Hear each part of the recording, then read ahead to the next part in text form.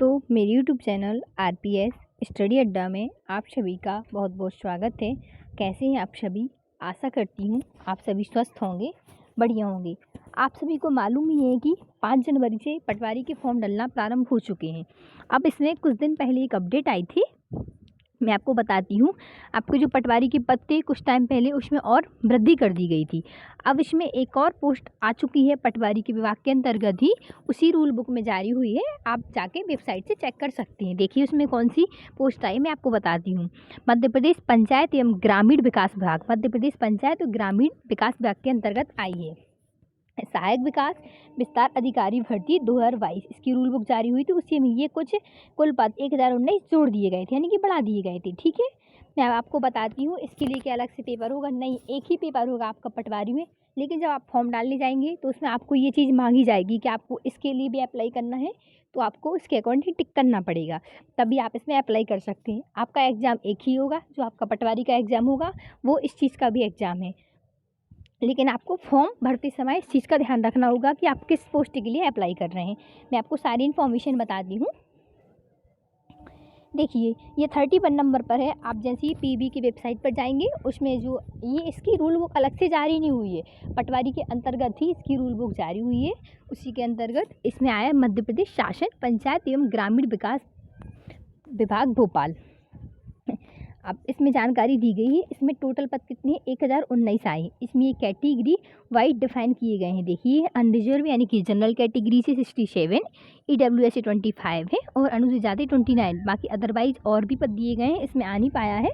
आप next video इसमें देख सकते हैं। देखिए ये दिए गए हैं। दिव्यांग की 30 रिक्ति दी गई हैं और इसके लिए आपकी ग्रेजुएशन ही मांगी गई है। आपकी ग्रेजुएशन होनी चाहिए, तभी आप इस फॉर्म के लिए अप्लाई कर सकती हैं। इसकी सैलरी रहेगी आपकी 25,300 से लेकर 80,500 तक।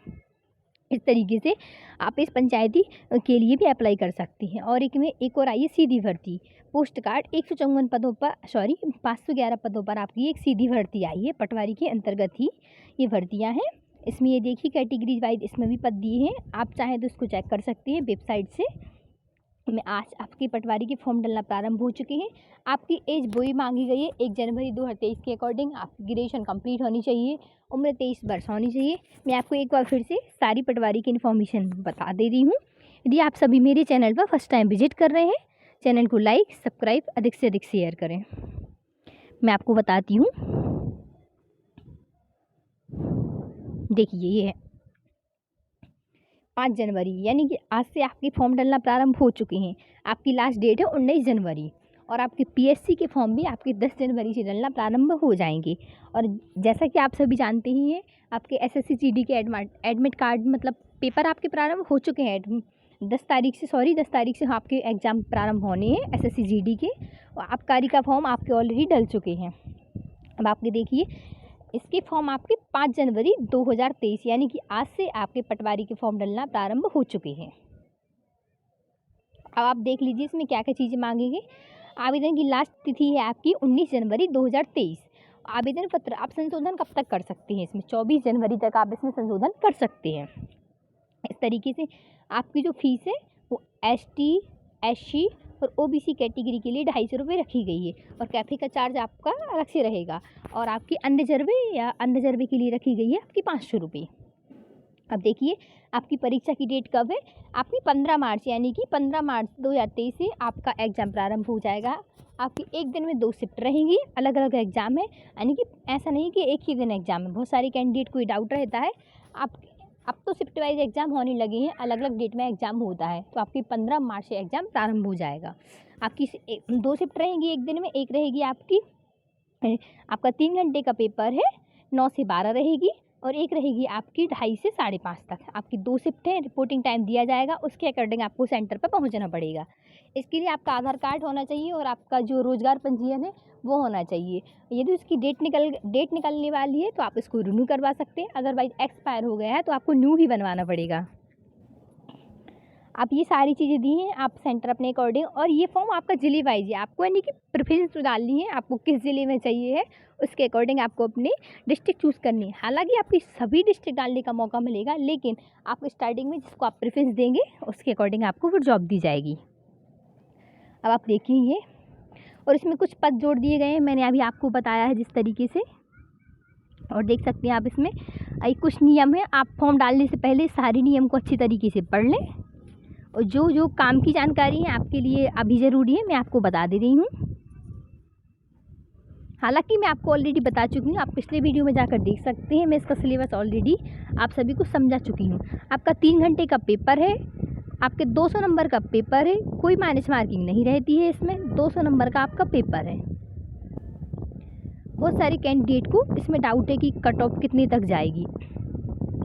फिर भी आप कट ऑफ तो सब चीज़ों को मिलाकर बनती है, फिर भी एक अप्रॉक्स अनुमान रख सकते हैं। जैसे कैटेगरी की वाइज रहती है, तो आप सपोज ओबीसी का मैं आपको बताती हूँ, जैसे ओबीसी कैटेगरी है,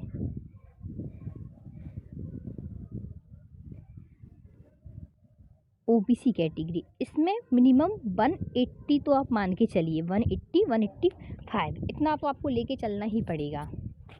फिर आपकी आती है जनरल, तो जनरल में भी आपका वो 190 तक जाएगा ही जाएगा अप्रॉक्स।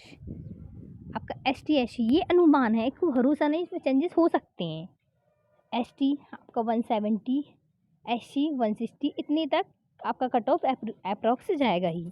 आप सभी को मान के चलना चाहिए, फिर कम जाए तो बहुत अच्छी बात है। आपके इसमें एक ही दिन में पेपर होना है। देखिए आपका खंड आ और खंड बा करके आपका एग्ज़ाम रहेगा 100 नंबर का। फर्स्ट एग्ज़ाम में आपको आएगी गणित, आपकी साइंस रहेगी, सामान्य हिंदी रहेगी, सामान्य अंग्रेजी और सामान्य गणित, यानी आपकी दोनों लैंग्वेज है, साइंस से और मैथ्स से। और आपका जो खंड बा है उसमें रहेगी आपकी रीजनिंग और कंप्यूटर रहेगा, और आपका मैनेजमेंट रहेगा, और आपका जनरल अवेयरनेस। जनरल अवेयरनेस में आपके सारे सब्जेक्ट हैं, फिजिक्स, केमिस्ट्री, हिस्ट्री, ज्योग्राफी वगैरह सारी चीज़ें इसके अंतर्गत आती हैं। हिस्ट्री, साइंस आपकी इसमें अलग से दी गई है। अप्रोक्स आप सभी सब्जेक्ट को 20 मार्क्स का मान के चलिए। इसकी मैथ आनी है आपकी, रीजनिंग इसको 20 मान के चलिए, 25 है 20 मैथ्स रीजनिंग हो गई आपकी। साइंस ये भी अलग से आनी है 25 इसका। हिंदी ये भी आपकी अलग से आनी 25 मार्क्स आपके 100 हो गए। इंग्लिश 25, मैनेजमेंट 25 150 हो गए। कंप्यूटर 25 नंबर का कंप्यूटर। अभी आपका क्या रह गया, और जीके रह गया आपका, जीके और मैनेजमेंट। इस तरीके से आप मान के चलिए। कंप्यूटर आपका सिर्फ जीके में है कंबाइंड, बाकी सब्जेक्ट आपको सेपरेट दिए जाएंगे। आई होप आपको क्लियर हो गया। फर्स्ट पेपर में आपकी मैथ आएगी, यानी कि खंड आ में, और खंड बा में आएगी आपकी रीजनिंग। और मैं आपको बता दूं इसमें कुछ चीज़ें दी हैं।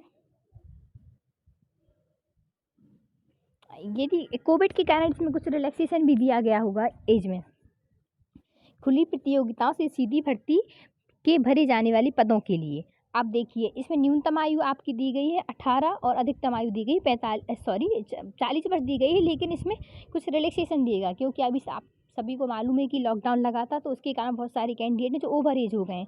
तो यदि आपको 5 साल की छूट दी गई है, यदि आप अभी 45 के, तो आप फॉर्म डाल सकते हैं। 80 से 40 रखी गई है। और आप अदर स्टेट के तो भी इसमें अप्लाई कर सकते हैं। और मैं आपको बताती हूँ इसमें क्या चीज़ है आपके लिए।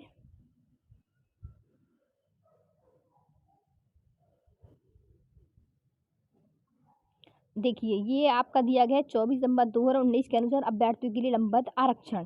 ये मतलब पुरानी डाटा के अनुसार आपका आरक्षण दिया गया है। अनुसूचित जाति के लिए 20% रहता है, अनुसूचित जनजाति के लिए 20% रहता है, अनुसूचित जाति के लिए 16%, और आपका ओबीसी के लिए 27%, और आर्थिक रूप से कमजोर उनके लिए 10% आरक्षण दिया जाता है।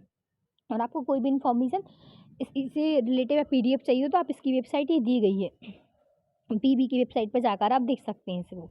देखिए ये दृष्टिबाधित के लिए सब सारी चीज़ें दी गई हैं। आपके पास क्या कितनी पावर पॉइंट का आपका चश्मा होना चाहिए, ये संविदा कर्मियों हेतु दी गई हैं नियम। आपके परीक्षा सेंटर भी इसमें बताए गए हैं, कौन कौन सी प्लेस पर हो सकते हैं, आपको अपने अकॉर्डिंग चूज़ करना है। देखिए नागरिकता पर दी गई है कि आप भारत के नागरिक हों। आप भारत के नागरिक हों तो यानी कि आप अदर स्टेट के तो डाल ही सकते हैं। देखिए विभाग भर रिक्त पदों का विवरण, सीधी भर्ती का संविदा के रिक्त पदों का विवरण दिया गया है इस तरीके से। देखिए इसमें कितने पद हैं ये मैं आपको बताती हूँ।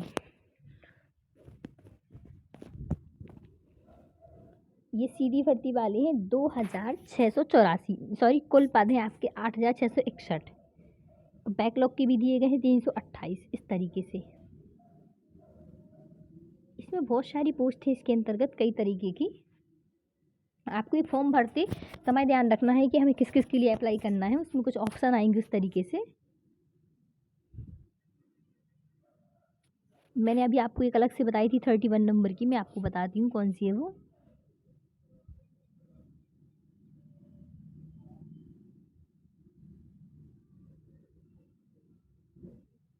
ये आपकी बाद में जोड़ी गई है। ये पंचायती एवं ग्रामीण विकास विभाग भोपाल, सहायक विकास विस्तार अधिकारी और सहायक विकास विस्तार अधिकारी, आपके ये जोड़े गए हैं पद किसके, पंचायती ग्रामीण विकास विभाग की। देखिए ये बहुत सारे पद हैं अलग अलग टाइप से। श्रेणीभर उपलब्ध पद संख्या, आपकी श्रेणीबद्ध कुछ पद टोटल आपके 9073 पद हो चुके हैं आपके।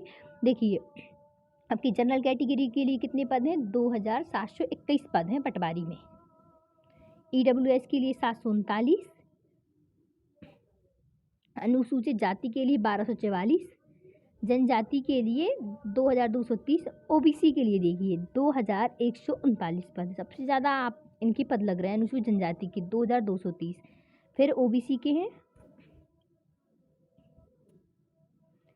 इस तरीके से दिए गए टोटल पद 9073 आप देख सकते हैं। अब ये देखिए पोस्ट कार्ड सीधी भर्ती ये भी जोड़ी गई थी। इसमें कुल आपके 581 करके कुछ पद थे। इसमें इस तरीके से जोड़ी गई थी। एक कैटेगरी वाइज दिए हैं मेल फीमेल किसको कितने कितने पद रहेंगे इस तरीके से आप देख सकते हैं। इसमें ये देखिए पोस्ट कार्ड सीधी भर्ती सहायक संप्रेषक कुल 100। इसमें बहुत सारे प्रकार की भर्ती है। देखिए इसमें अलग अलग बैकलॉग वाले दिए गए हैं।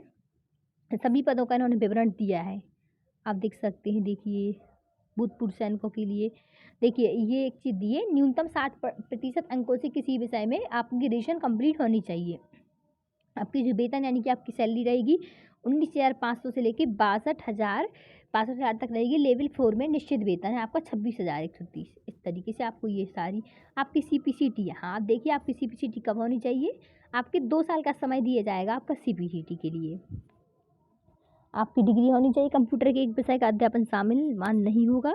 विज्ञापन प्रौद्योगिकी मध्य प्रदेश शासन द्वारा आयोजित कंप्यूटर दक्षता प्रमाण पत्र यानी कि आपकी CPCT तो 2 वर्ष के अंदर आप जब आप मतलब एग्जाम में निकल जाएंगे तो आपकी ज्वाइनिंग के 2 वर्ष के अंतर्गत आपको इसका सर्टिफिकेट देना होगा। इस तरीके से सारे इसमें पद डिस्क्राइब किए गए हैं। आपके फॉर्म डालना स्टार्ट हो चुके हैं। 19 इसकी लास्ट डेट है। मैं आपको क्लियर कर चुकी। बहुत ही लंबी ये PDF है क्योंकि इसमें बहुत सारे प्रकार के पद आए हैं। आई होप आपको ये चीज़ें क्लियर हो ही गई होंगी। तो आप देख के अच्छे से फॉर्म फिल कर सकते हैं। आपकी फॉर्म डालना स्टार्ट है। लास्ट डेट आपकी 19 है और आपकी 24 इसमें संशोधित तिथि है। आपकी 15 मार्च से एग्ज़ाम प्रारंभ हो जाएंगे। आप सभी को सारी चीज़ें क्लियर हो गई होंगी। ऐसी इन्फॉर्मेशन जानने के लिए आप सभी मेरे YouTube चैनल पर बने रहिए। धन्यवाद दोस्तों।